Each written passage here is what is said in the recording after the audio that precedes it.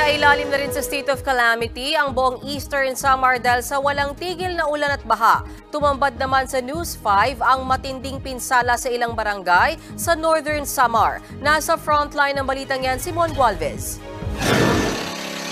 Sakay ng bangka, sinamahan namin ang mga taga-Katarman Municipal Disaster Risk Reduction and Management Office sa pagbiyahe sa Katarman River. Nakita namin ang dami ng mga nagtumbaang puno at kaliwat kanang landslide. Pakay ng Katarman MDRRMO na kumustahin ng mga nakatira sa mga barangay na nasa gilid ng ilog at magdala na rin ng relief goods. Ilang araw nang hindi napapasok ang mga barangay dito malapit sa Katarman River bukod kasi sa mataas yung level ng tubig nito mga nakalipas na araw, malakas din daw ang current o agos ng ilog na delikado para sa mga namamangka. Isa sa mga pinuntahan namin ang barangay Tinuwaran.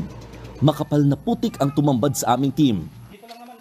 Ang mga gamit ng mga residente hindi na mapakinabangan matapos mabalot din ng putik. Dalawa ang kumpirmadong patay sa Northern Samar.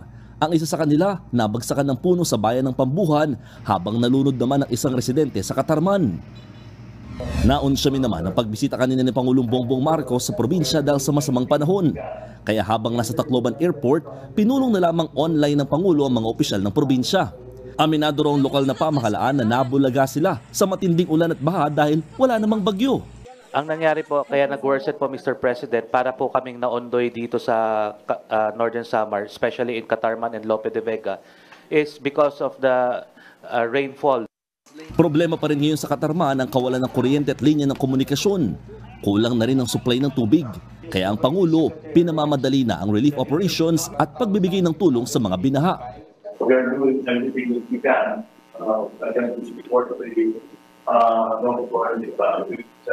Sabi na yung mga nasa bahay ka, ensure that they get the impacts with the water to figure the water.